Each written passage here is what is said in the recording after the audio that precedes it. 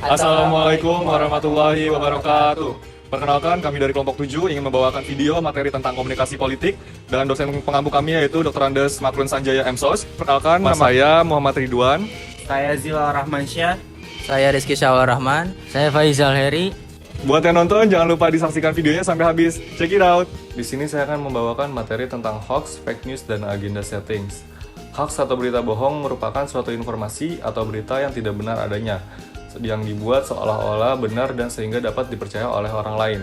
Sejarah hoax ini berasal dari kata hokus pokus yang digunakan dalam dunia sihir atau magic dengan tujuan untuk mengelabui khalayak. Hal ini terdapat pada buku Candle in the Dark karya Thomas Addy pada tahun 1656. Selanjutnya itu ada fake news atau berita palsu, merupakan bentuk hoax atau informasi yang berisi menyesatkan, atau juga informasi palsu yang sengaja disebarkan secara terselubung untuk mempengaruhi opini publik atau juga mengaburkan kebenaran. Selanjutnya itu ada agenda settings, yaitu teori ini tentang menciptakan public awareness atau kesadaran masyarakat dengan menekankan sebuah isu yang dianggap paling penting untuk dikonsumsi di dalam media massa.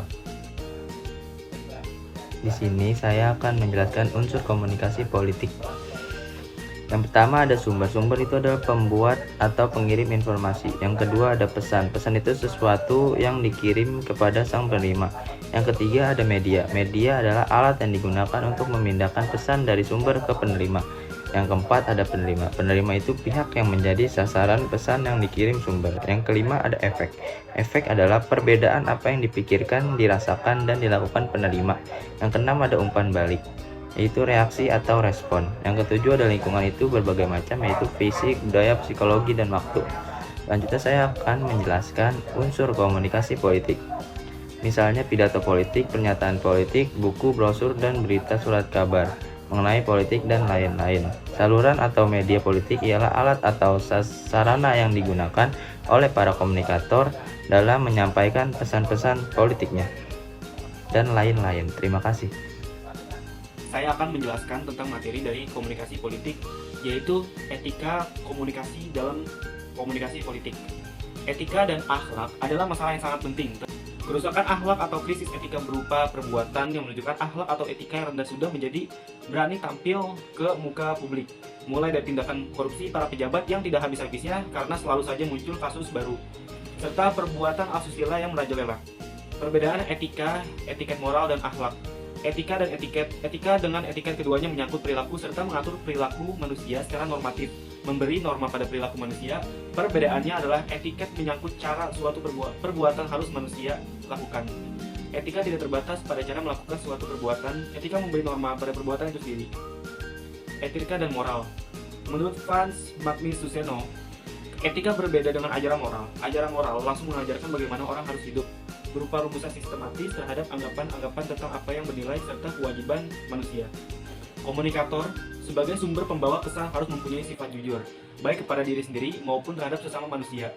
Pesan harus segera sampai. Pesan adalah informasi yang bisa jadi berisi sebuah tugas.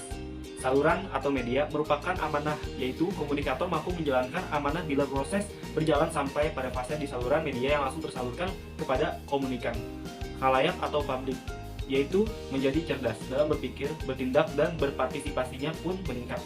Dengan adanya etika komunikasi dalam berkomunikasi politik, jadi kita harus mempunyai etika dalam berkomentar atau bersosialisasi kepada orang-orang yang di dalam politik itu, serta kita harus menjaga sikap di mata orang lain ketika kita sedang berkomunikasi. Itu saja yang saya sampaikan, kurang lebihnya mohon maaf.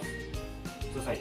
Di sini saya akan menjelaskan tentang apa itu komunikasi politik. Mendefinisikan komunikasi politik tidak cukup hanya dengan menggabungkan dua definisi, yaitu komunikasi dan politik. Komunikasi politik memiliki konsep tersendiri, meskipun secara sederhana merupakan gabungan dari kedua tersebut. Komunikasi politik dalam wacana ilmu pengetahuan manusia adalah dua wilayah pencarian yang relatif berdiri sendiri. Definisi komunikasi politik yang pertama ada Dahlan 1999, bidang atau disiplin yang menelaah perilaku dan kegiatan komunikasi yang bersifat politik, mempunyai akibat politik atau berpengaruh terhadap perilaku politik. Proses pengoperan lambang-lambang atau simbol komunikasi berisi pesan-pesan politik dari seseorang atau kelompok kepada orang lain dengan tujuan membuka wawasan atau cara berpikir, pengaruh sikap dan tingkah laku khalayak yang menjadi target politik.